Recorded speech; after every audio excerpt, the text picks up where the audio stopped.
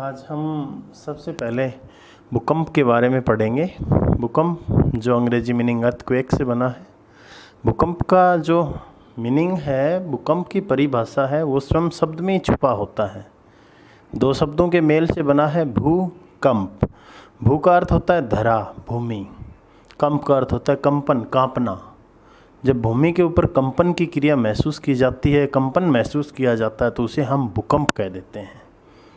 Clear हुआ ये शब्द भूकंप। अब भूकंप की वास्तविक परिभाषा का जिक्र करते हैं तो हम कहते हैं कि भूपृष्ठ पर होने वाली जो आकस्मिक कंपन है वो भूकंप है। उस कंपन का कारण क्या होता है? कंपन का कारण है भूमि के आंतरिक भाग में किसी भी प्रकार की ऊर्जा की नियुक्ति के कारण या विमुक्ति के कारण। अब जिक्र आता है भूकंप, भूमि के ऊपर भूकंप आया, तो हम पता करेंगे कि भाई ये भूकंप कितने तीव्रता का था, इसमें कंपन ने जो था उसका रेशियो क्या था। इस प्रकार भूकंप का जो अध्ययन करते हैं उस भूकंप के अध्ययन को सिस्मोलॉजी कहा जाता है।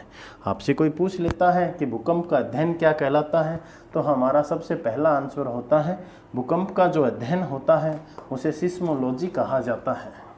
क्लियर हुआ? नहीं हुआ? अगली एक और बात होती है। एक तो वो स्थान होता है जहाँ से भूकंप पैदा होता है। जहाँ भूकंप पैदा हुआ उसे हमने कह दिया भूकंप मूल। मूल का अर्थ होता है जन्म स्थान। ठीक है, तो भूकंप मूल को अंग्रेजी में कह दिया जाता है फोकस।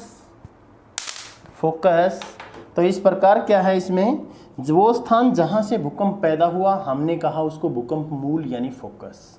अगला जिक्र आया कि भाई सबसे पहले हमने भूमि पर किस स्थान पर उसको महसूस किया। भूमि पर सबसे पहले भूकंप को जिस स्थान पर महसूस किया उसको हम कह देते हैं अधिकेंद्र, जो अंग्रेजी के शब्द एपिसेंटर से जाना जाता है। अब अगली बात आती है भूकंप। प्राचीन समय में भूकंप को मापने के आधुनिक यंत्र भी नहीं थे और ना ही भूकंप पूर्व ये सूचना मिलती थी कि अब भूकंप आएगा या नहीं आएगा। फिर भी हमारे बुजुर्ग थे वो भली भांति भूकंप के आने का आभास कर लेते थे। उसका एक कारण होता था कि उस समय जो पशु पक्षी होते थे उनका आचरण पूर्णतः बदल जाता था।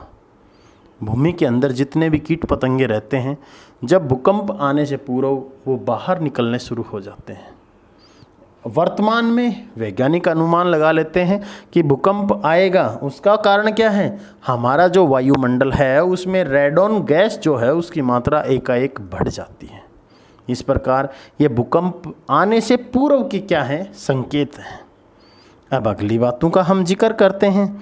भूकंप जो हैं, भूकंप के क्या क्या कारण हो सकते हैं। कोई भी चीज़ है आज धरती के ऊपर, उसको किसी भी प्रकार के आकस्मिक अस्तित्व में आने के लिए मानव भी उत्तरदायी है। प्रकृति तो है ही, क्योंकि प्रकृति में से तो वो चीज़ें पैदा होती हैं। अब इसी प्रकार भूकंप पैदा होता है, उसके भी दो कारण माने गए हैं। एक होता है प्राकृतिक कारण और दूसरा होता है कृत्रिम या मानव निर्मित कारण। प्राकृतिक कारण क्या क्या हो सकते हैं? जैसे ज्वालामुखी उद्गार हुआ। ज्वालामुखी उद्गार के दौरान लावा जैसे पदार्थ भूमि के अंदर से बाहर निकलते हैं। जिस स्थान से वो निकलते हैं वो स्थान रिक्त रह जाता है। रिक्त रहता है तो वहाँ की चट्टानें टूटने लगती हैं, अपसारित अभिसारित होने लगती हैं, जिस कारण भूमि पर कंपन महसूस किया जाता है। तो ज्वालामुखी भूकंप आने का एक कारण माना जाता है। इसी प्रकार विवर्तनिक अस्थिरता। विवर्तनिक अस्थिरता कुछ भी नहीं है, वो ही है प्लेट जैसी गतियां जो हैं उनको विवर्तनिक अस्थिरता का नाम दे दिया जाता है। संतुलन स्थापना के प्रयास भी किए जाते हैं। वलन और भ्रंशन, भूमि का ऊपर उभरना या नीचे धंस जाने की जो क्रिया होती है उसे वलन और भ्रंशन के नाम से जाना जाता है, जिसे प्लूटोनिक घटनाएं कहा जाता है, जो प्लेटों की घटनाएं होती हैं। ठीक है। भूगर्भिक गैस। भूमि के आंतरिक भाग में भूगर्भिक गैस यानी भूमि के आंतरिक भाग में गैसें हैं, उनको भूगर्भिक गैस कह दिया जाता है। उन गैसों का जब विसरण होता है, फैलाव होता है, तो उसके कारण भी भूमि के ऊपर क्या होता है, कंपन महसूस किया जाता है, जिस कारण भूकंप आता है। इसी प्रकार प्राकृतिक कारण थे, उसी प्रकार कुछ मानवीय कारण भी होते हैं जिनके कारण धरा पर भूकंप महसूस करते हैं। जैसे कुछ अस्थिर